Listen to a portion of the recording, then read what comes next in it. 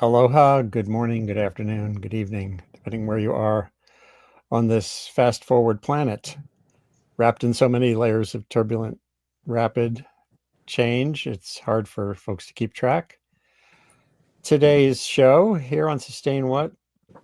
I'm Andy Revkin in Maine, includes people in Zurich, Switzerland, and Kauai, Hawaii. So we have a bunch of time zones represented.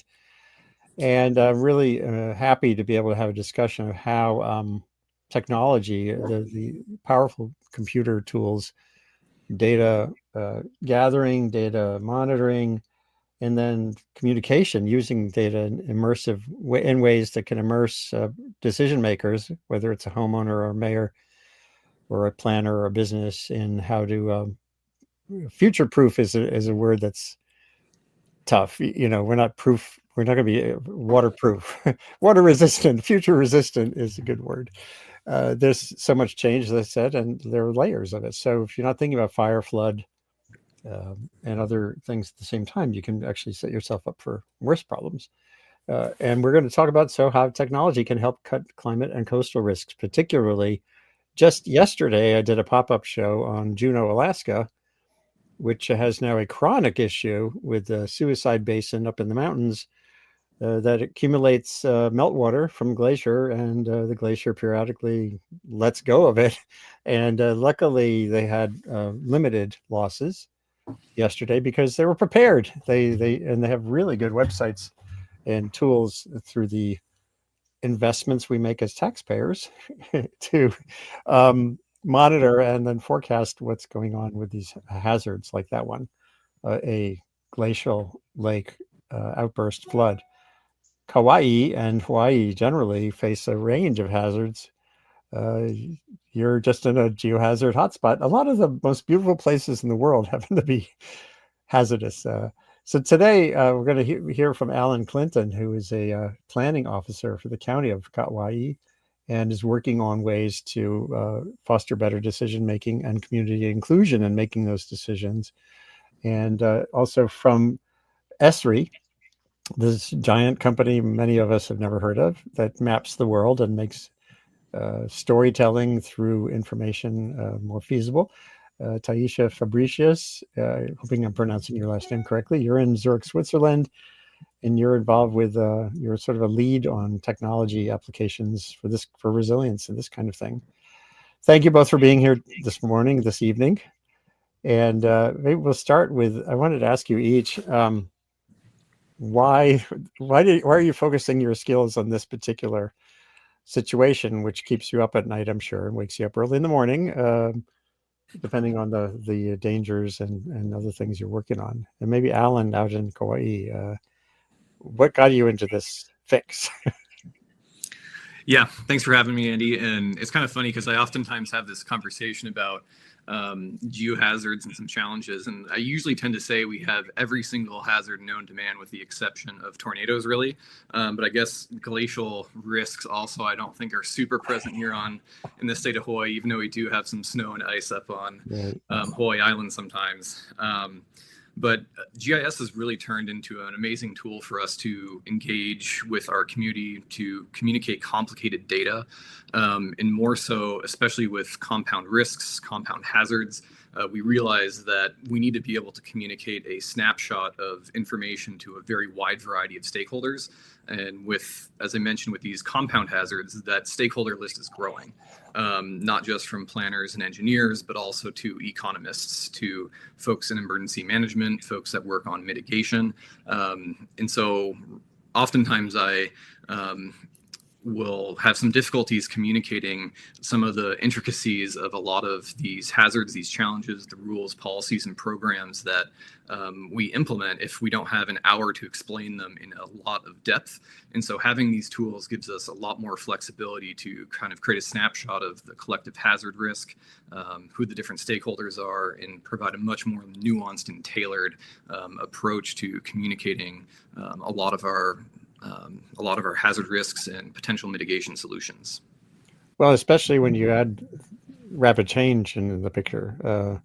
Climate is changing, biodiversity is changing, like the wildfire in Maui, the horrible situation there was a function of agriculture and other conditions that are not the way they were a few years ago.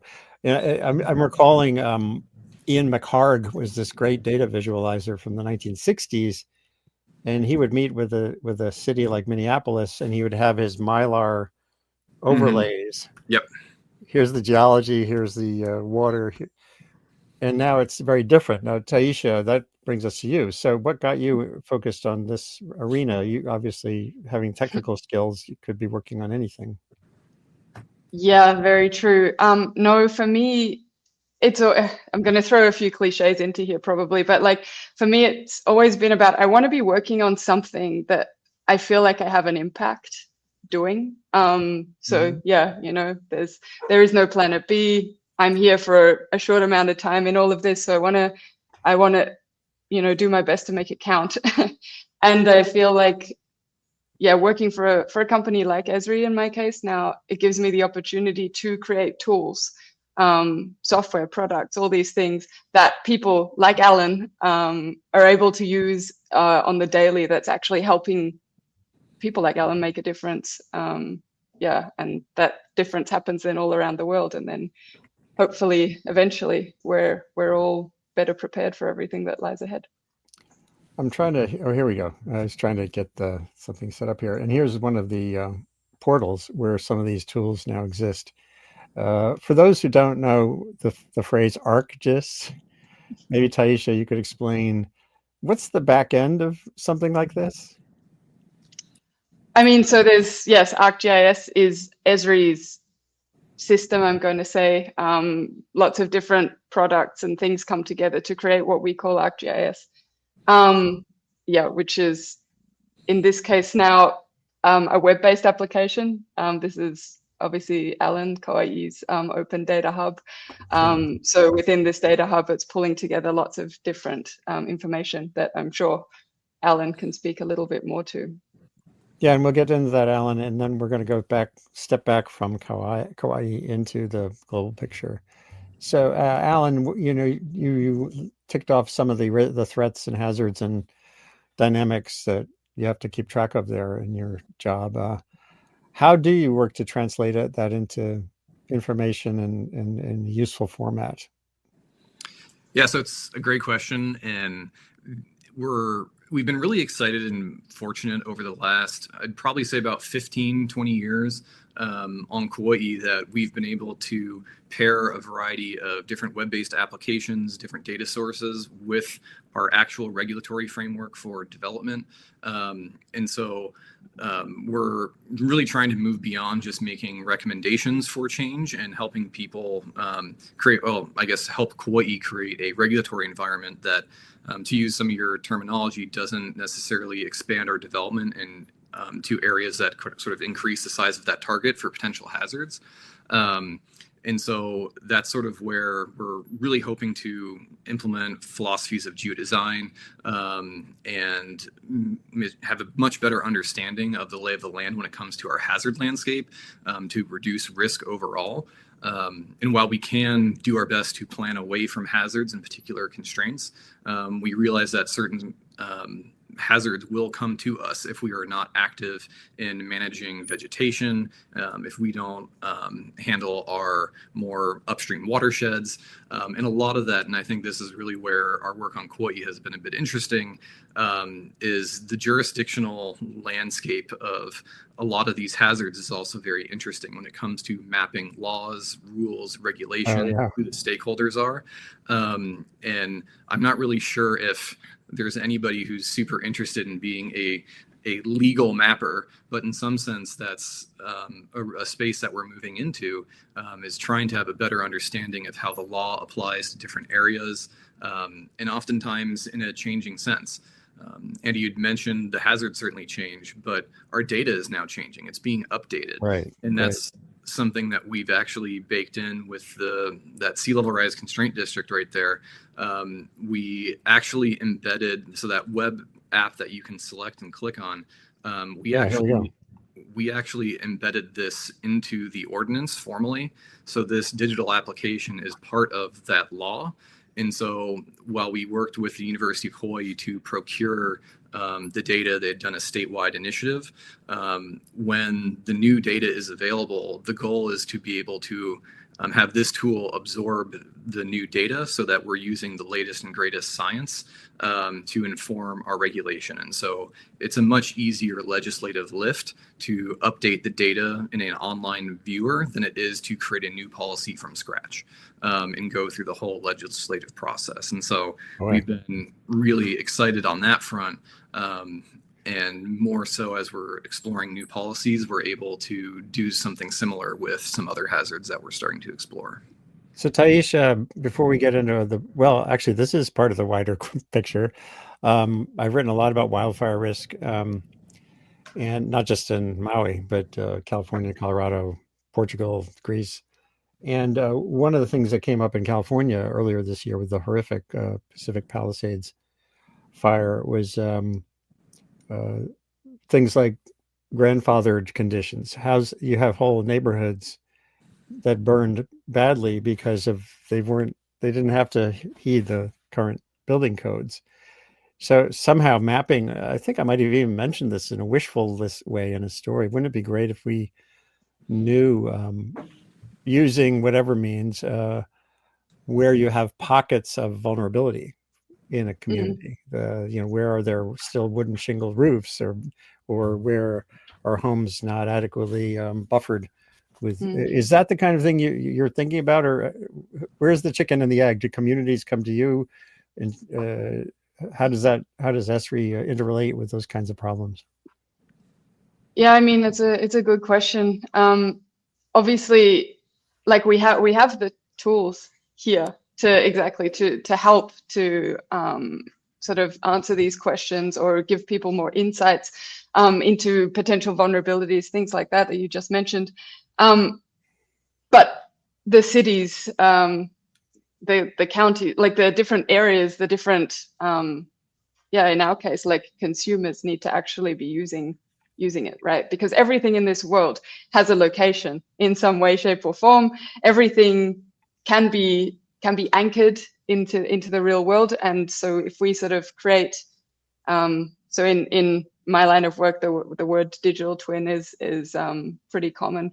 If we're creating something like a digital twin of specific areas, cities, those sort of things, we can actually use these tools to support decision making, which is why sorry, go ahead. Although what it sounds like there, you're taking me back to Juneau, where there's a community organization that's very eager to solve their flood problem, and it's community driven because the community has to pressure politicians who then can find the tools. I guess this gets to why we're doing a webcast like this. If the let me see if I can get it on screen. If the Juneau flood solution advocates, and maybe they already are in touch with Esri, if they want to create a package to take to their city council meeting and say, you're allowing development along this part of the river and it's a bad idea, where they can present the data. Is that the kind of thing that's possible? Yeah, absolutely. I mean, everything in the world can be mapped. It's just, the question is it being done? Who's doing it? Exactly those sort of things. But absolutely, in this case, it would be, if it's being mapped, we can visualize it. We can interact with the data that's being shown. We can look at things and experience things in different ways. And that ultimately helps in decision-making processes. That's great. So we're going to get into the decision-making process now. And I had dealt with this in the past, like Arizona State University, I remember, has this decision theater process that they've had for a very long time. I think I first learned about it 15 or 20 years ago. And it's kind of like literally the idea is your city council is there mulling a zoning change and the data are there, or for national security, this is used, at a big scale, probably war gaming. And then I do remember, and this is also probably 15 years old, I love it. there's this tool. It's almost like a museum artifact, Stop Disasters game, that the UN Disaster Risk Organization put together a long time ago, and students can become the mayor of a coastal village and decide to play out a tsunami. Everyone should go to stopdisastersgame.org and check it out sometime. And then, you invest in mangroves, it's cheap, or you invest in moving houses, which is expensive. And then you see the result, and hopefully you learn and adjust.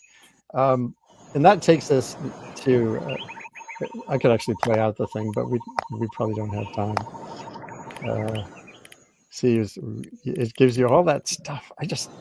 I love it. Maybe the Esri, well, I know you do a lot of stuff for the classrooms too. If we all took that class, I think we'd be safer. But now let's get from this wacky model, which is great, to your form of immersion. And actually, you could start to talk about it while I switch screens. It'll take a second. Sure. Yeah, I mean, yeah, what you've just shown here, obviously in a game environment, like we are at a point now where we can essentially do this in the real world, right? It's not a game anymore because you can recreate your city again, digital twin, and then run things like simulations, right? So, yeah, I mentioned sort of experiencing your data in different ways, and so I think in this case, it's also like, why immersive? So why are we going in this direction? Is it because it's cool and it looks good? Is it, because the tech is new? It's not new, but newly sort of more evangelized and adopted in this case. But it's more than just a visualization, right? It is actually helping you in different ways. So I've got here, like from browser into a headset, there's different ways for you to experience your data, in different ways to immerse yourself in data. So tell us what we're looking at here. Gladly. So this is a web-based application, right? For some, maybe not immersive. For others, this is very immersive because it's a 3D application.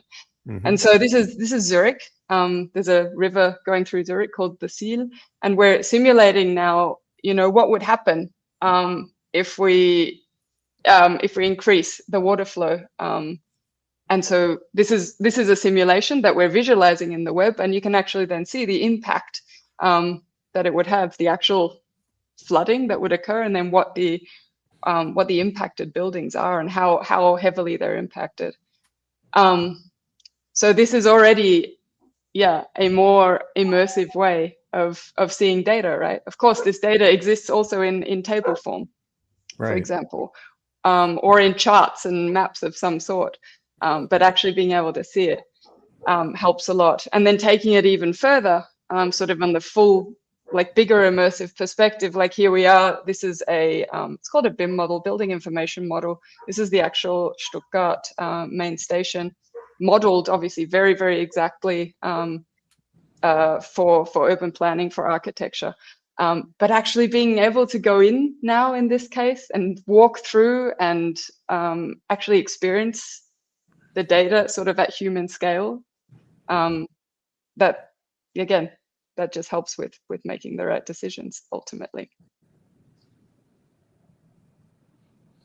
And we've got there's a product called XR Viewer at Esri. So this is one sort of example. It's this cross-industry application where it just really pulls in data that you have. In this case, it's a volcanic eruption, so Mount St. Helens. So you can see what the volcano was, and then it erupted, and so now you can see what was actually blown off in the volcanic eruption. So seeing it from this perspective changes things than just seeing it, even on a regular screen in 3D in this case, like because you're actually inside the data. So that's great. And volcanoes are something I've written about before, and it's hard for people sometimes to understand the risk in a community because of the long time scale. You can have like I'm going to show you. Let's go back in time to something I was writing about. There's a geographer named Stephen Strader who maps what they call expanding bullseye. This is the map of human development in zones of hazard. And they've done it in all kinds of situations, volcano, flood, wildfire, and he'd be a great guy to get on here. But what was so striking once, talking to him, let me see if I can get this. Oh yeah, I was at a meeting in Mexico on disaster risk communication, and I pointed to his work on this is Seattle. This is Seattle, and this is how many people are building, how many people are housed around the zones of pretty significant volcano hazard there.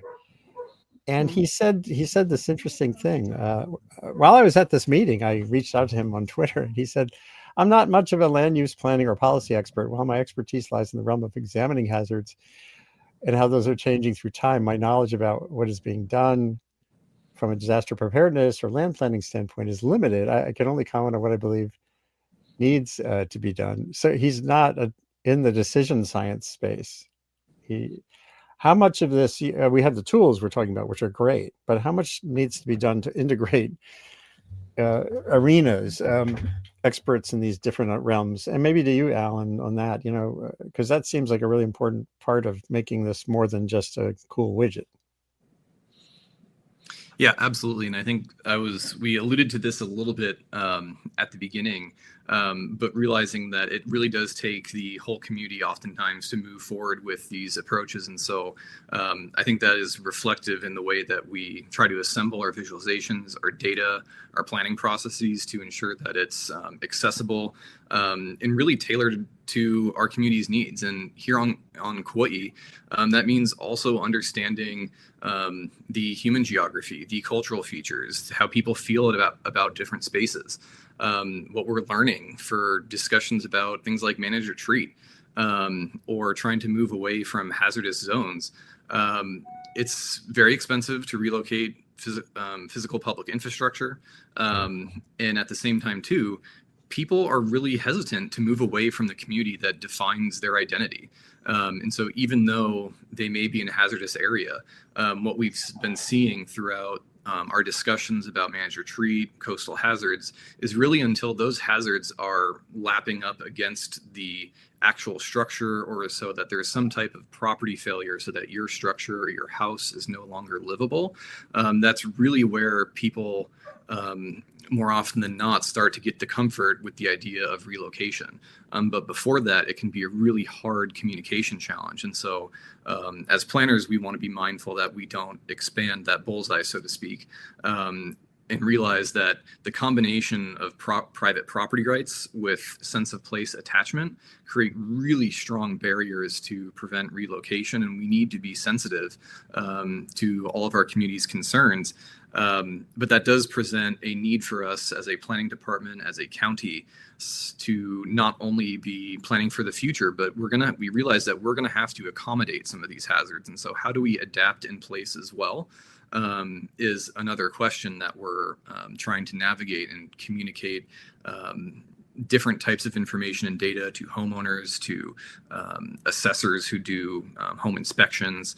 And so it's incredibly important for us as planners to have a platform to customize, tailor, and make these data available to the people who need it.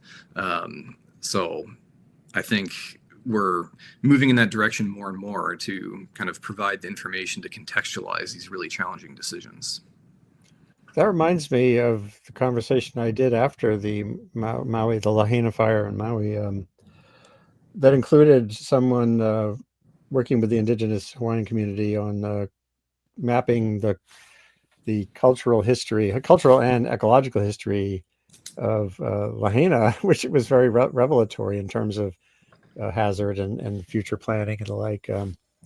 And I assume, I know Taisha, I know Esri has worked with indigenous communities in different parts of the world, and certainly they harness your storytelling tools.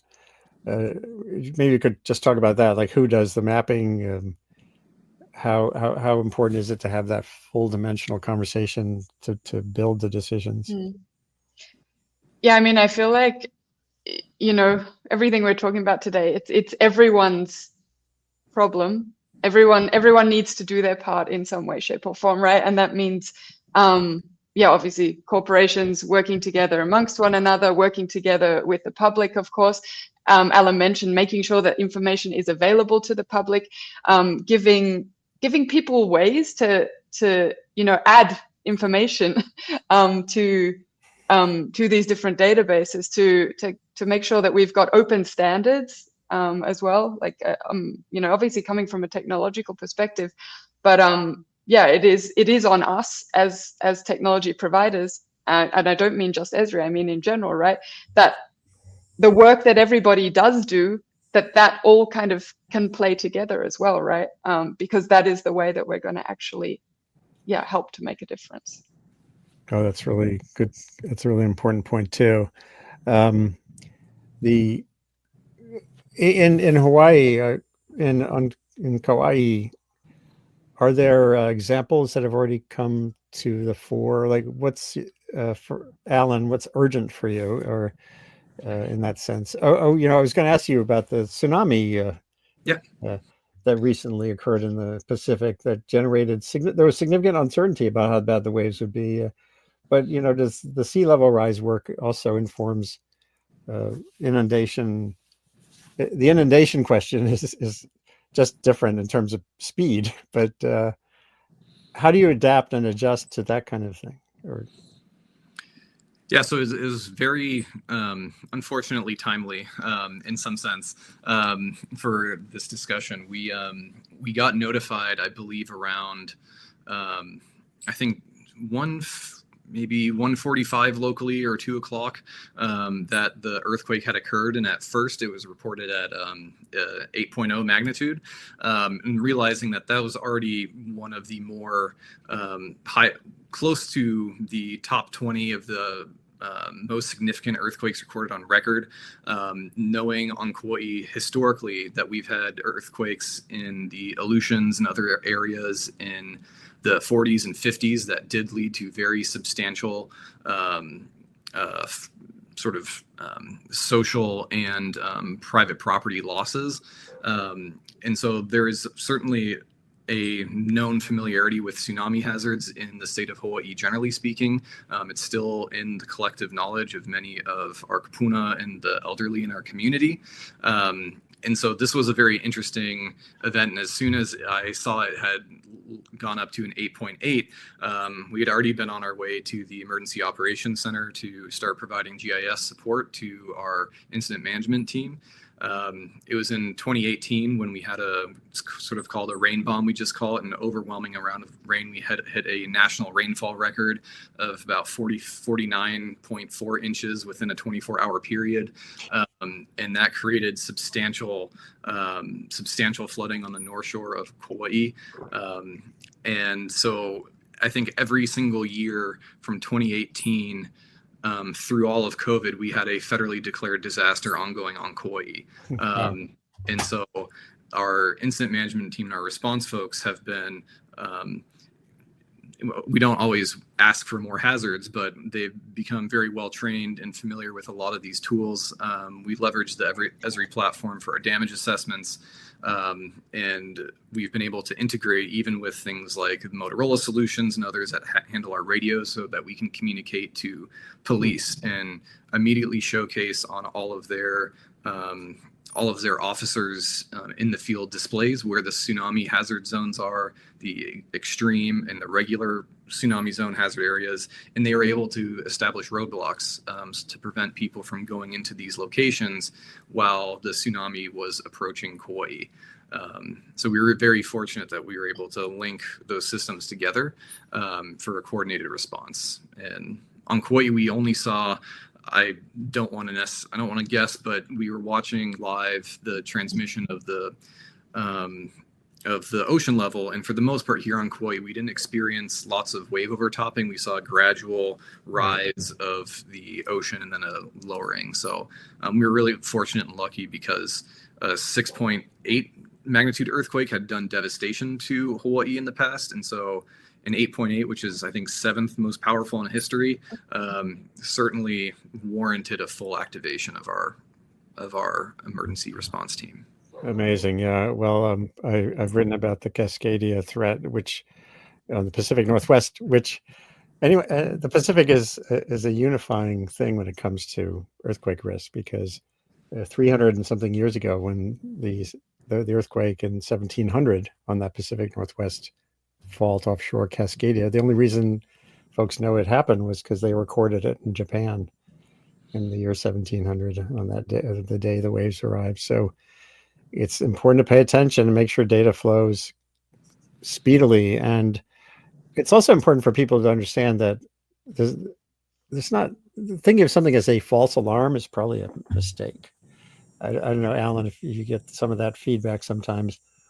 Where does precaution end and overreaction begin? You must deal with those kinds of challenges.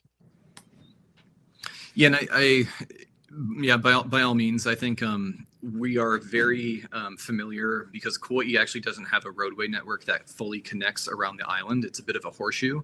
And so parts of Kauai, even with just hard rain events, oftentimes can trigger flash flooding events. And so it's more common than not that we will have to close down certain bridges, access ways. And so parts of our community are more familiar with being cut off and not always having access to services. And so there is some degree of cultural and local knowledge about preparing your home, having your to-go kit, having these items prepared so that when you may get isolated, you will still have some resources and access. So it's certainly been, we certainly want to err on the side of caution. Nobody wants to have their day disrupted and sit in the line of cars for 8 hours trying to get down into a coastal area or a coastal road. But it was a really great test run too, in all of our systems, the technologies, the integrations, the use of pretty much the full platform of the ArcGIS solution really delivered. And so everybody was really excited. And we have our after action response brief out next week, so we're looking forward to see if there's things we can learn from. That's great. Let's talk through the sea level example. You had sent some slides, and we can start with this one and just walk through some of the tool and what it generates. Hold on one second. So just Alan, maybe a little more from you on how this works. Yeah, and Andy, if you want that first slide, that photo there, it may be a good point of, it's a great point of departure, as we've sort of been discussing the discussion about jurisdiction, about boundaries, who are the stakeholders, who are the people that have a say. And this is it's a stunning photo, but it's probably one of the more challenging locations to navigate a variety of these discussions. On the left side of this photo is the Hanapepe salt beds. And it's a cultural feature, Pa'akai harvesting, salt harvesting. So there's cultural elements embedded here. It is a county beach park. The highest wash of the highest wave of the highest tide is where state property begins, and it's a state discussion. Up ahead, you have a state airstrip, which also has federal regulations and the FAA. So this isn't one of those locations where it's a photo that just communicates immediately all of the different stakeholders that will, for active management of a space, need to be consulted, and how complicated it can be to get everybody on board, not necessarily always to achieve consensus, but at a minimum to try to cooperate. And so there's, in the discussion about preparing our community for coastal hazards, the next slide articulates the first sort of step that we went through with regards to preparing for chronic erosion of our beaches and the subsequent effects. And so the photo on the right is actually a photo from Oahu. And you can see there's a lot of sort of emergency efforts being put in informally, oftentimes without permits, and houses falling into the ocean. And this is a huge problem for our beaches, which are locations for gathering, locations for resource collection. They're really important community spaces. And we've been trying to find ways that we can really thread the needle on balancing community impacts and private property rights. And so the little viewer on the left actually indicates data that we integrated into something called a shoreline setback ordinance. And so this is another Esri application that we brought our data into. And this is my favorite snapshot of this area because there is a small boat harbor smack dab in the middle of that beach. And you can see just based off of the coloring on the left, it is leading to a disruption of the movement of sand, of wave energy. And so those properties on the left are dramatically facing chronic erosion at a rate of about, I believe that transect is 3.5 feet per year. And so that is substantial. And on the right of that, it's a growing beach that is gaining sand. And so we've been very mindful of trying to limit shoreline hardening because we realize these are dynamic natural ecosystems that require some fluctuations. And so our shoreline setback ordinance was a really great stepping stone for how we integrate science and sort of satellite imagery to evaluate the march of the beach inland or as it grows and bring it into a regulatory policy. And so if anybody wants to develop in these areas, they have to be mindful of the location of the future shoreline. And then we will require a certified shoreline to be made based off of this a particular equation and that historical rate. Will then require these structures to be moved away from the shore to limit the potentiality of the scenario on the right. And the last thing I want to add on this is an instance where we've 3 times now redone the survey using satellite imagery and have updated the data in the policy to reflect the latest and greatest science. And so that was sort of a key element. And then the other interesting element is that this was still using historic data, so observed conditions. And so I think later on we'll talk a little bit more about how we integrate data with the Sea Level Rise Constraint District, which is novel in a sense because we were using data that have predictive elements to it.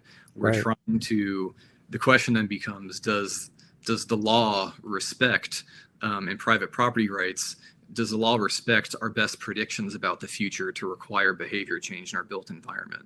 And that's where the Sea Level Rise Constraint District became a bit of a discussion point because we are requiring people to elevate their structures similar to the FEMA flood program, but using data that's forward-looking rather than historic.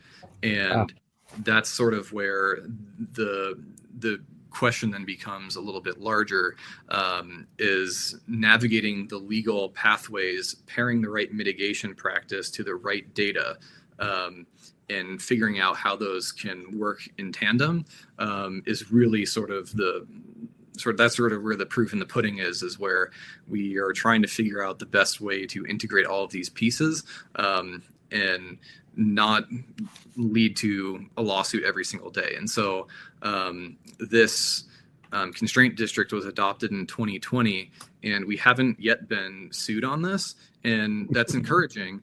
The interesting thing, though, is it's also useful to understand what the courts have to say about these types of practices. And so we haven't necessarily seen full similar types of deployments like this in other locations because there still is some uncertainty about, from a private property rights standpoint, forcing people to elevate their structures and change their building behavior based off of our best predictions about what will happen. God, that's really interesting. Taisha, are there other, I don't know if you or others at Esri keep track around the world of where predictive capacity is actually changing the law or changing the capacity to sell politically a more rigorous, future-oriented, not future-proof, but future mitigated outcome. Yeah, I mean, there's many cities around the world that are adopting, this sort of forward-thinking approach, which is great. Like, I mean, obviously, Kauai, a great example. But then we've got in Europe, for example, I mean, Zurich, which is what I just showed you before too, with the flooding of the river, but then also like cities like Prague, Singapore, lots of cities around the world that are, realizing that, in order to preserve what we have, or what's the word I'm looking for? Like preserve what we have, but also improve what we have. We need to do this based on data, and as Alan said, not just historic data, but also, simulations of what could happen. And I'll quickly jump in there. I forgot to mention the thing that sometimes I forget, that we're having a larger global conversation. A lot of the stuff that I just described is mostly just due to the constitutional confines of the sort of U.S. framework that we're kind of enmeshed in. So yes, by all means, there's some amazing work throughout the world. But I guess my comment about the legal opportunity here is more confined to U.S. instances. Yeah, no, that makes total sense. The geography of decision making is different everywhere. But I am noticing more communities are being forced essentially by nature, by the realities of change, environmental change. This relates to things like invasive species as well, but certainly climate change and coastal change, into changing their rules and laws. In the insurance world, I think, is another arena, of course, where there's a lot of push to do this kind of thing.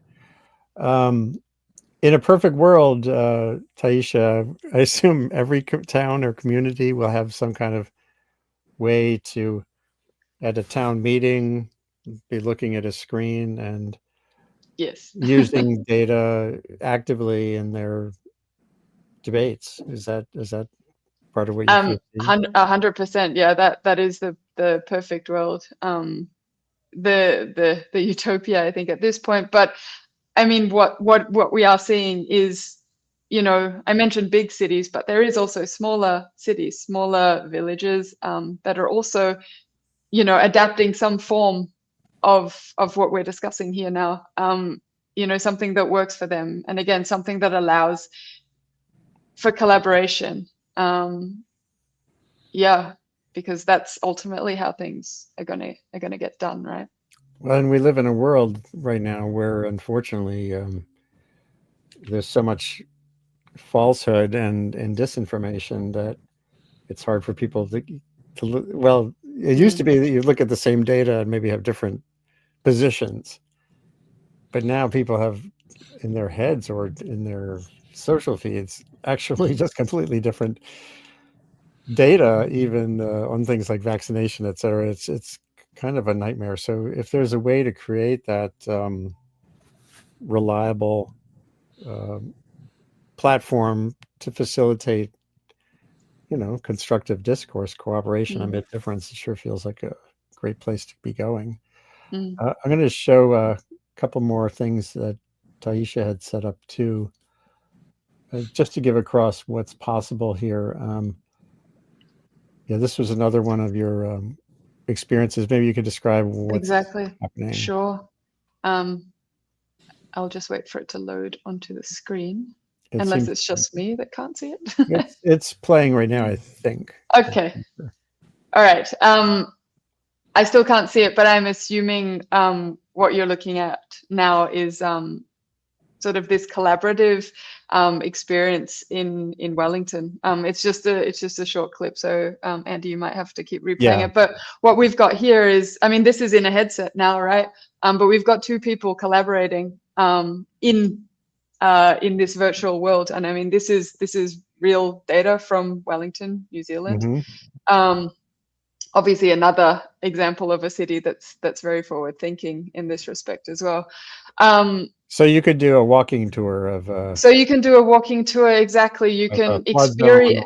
Exactly. You can experience this data again at human scale. And I think when you do that, that is when it becomes more real. And I mean, here's another example. It is dark here, obviously, because this is emergency evacuation route simulation. But we're looking at evacuation routes out of a building. So yeah, if there is an earthquake or a tsunami, what are you to do? It also helps to train emergency response crews. So if they can go into a virtual world ahead of time, that is a replica of the real world, they can already know, okay, this is this in this building, these are the evacuation routes, this is where I can find fire hydrants, or whatever else they need to look for, and already know when they walk in what they're going to be expecting. And that's the power of data, and the power of immersively experiencing your data. Yeah, that feels super important, and getting, it would be wonderful to think that congressional hearings someday could have that quality, so you could walk right lawmakers through a situation. Absolutely. This is why we need to change building code or the like. I would love to think that can happen. I imagine you both agree. But we're still, for the moment, we're mostly stuck with less perfect situations. The thing that I just want to close out with a few things. One seems to be that the pull is there. I think Kelsey, who from Esri, was telling me earlier about that Esri is working in the state of Maine, my state, and my friends at Maine Monitor, who do a lot of good climate reporting, have after the Texas flooding said Maine towns are regulating development in flood zones. And part of what they have to do is to sell the community on something very inconvenient. As Alan said, even the phrase "managed retreat" is awful. Years ago, I did a webcast exploring, well, what's a better what's a better phrase for that? Resilient development. It's all negative. You're taking away stuff, but if you can start to use these tools to make the case, that feels like a way forward. The Los Angeles Times did Roxana Shia there. She was nominated for a Pulitzer Prize. Maybe she was a finalist, I think, for an immersive sea level game that Californians could look at neighborhood by neighborhood. So we're kind of crawling toward actualization of what that Stop Disasters game from 15 years ago is doing in a very crude way. And it's good to know Esri is out there, and folks, I assume, could track down Alan. You're easy to find using social media or just Google to get in touch about Kauai's experience and aspirations. There's one last element of one of the presentations, Alan, that you showed that I just want to get back to. Hold on one second, if I can. There's no producer behind the scene here. And I'll say I'm really impressed how quickly you're able to navigate between all these things. Yeah. Right. 5 years of doing it. So one thing that's interesting here is the role of that basin in creating the imbalanced threat and future landscape. This gets back to what I said earlier about grandfathered homes with fire vulnerable, materials, and how that played a role in some of the terrible fires we've seen in Colorado and California. This tool, this mapping sure shows pretty vividly the cost of certain kinds of coastal development. Is it possible to use, I mean, you're talking forward looking, it's hard to undo something like a yacht basin, but it certainly makes a point here that helps inform people about what creates coastal dynamics that you have to live with. I don't know if that's something that feels like it's a possibility to start to really say certain things that already exist are a bad idea. It's happening with dams to a certain extent. The Klamath River is being released from its concrete boundaries. Is this something that you think can also be used to sort of identify dynamics in ways that can help communities change? Yeah, absolutely. And this is a small boat harbor, mostly actually for fishermen on the west side of Kauai. And it is interesting because I think there's a discussion about maladaptation, about in different areas about trying to not let nature take its course, or use certain types of tools that may not be the best solution. Trying to understand what's best short-term, near-term, long-term is very challenging, and oftentimes requires coastal engineers and a lot of other folks who can do these different types of models. But what this really also shows, and where I've mentioned earlier, the highest wash, the highest wave, the highest tide is the beginning of the state property. The challenge here is that by putting in a hardened shore, you may be impacting your neighbor's private property. And so it becomes a private nuisance issue. And so that was oftentimes and that is a specific legal term. And that is actually what justified the state to prevent the additional hardening of coastal shorelines in Hawaii.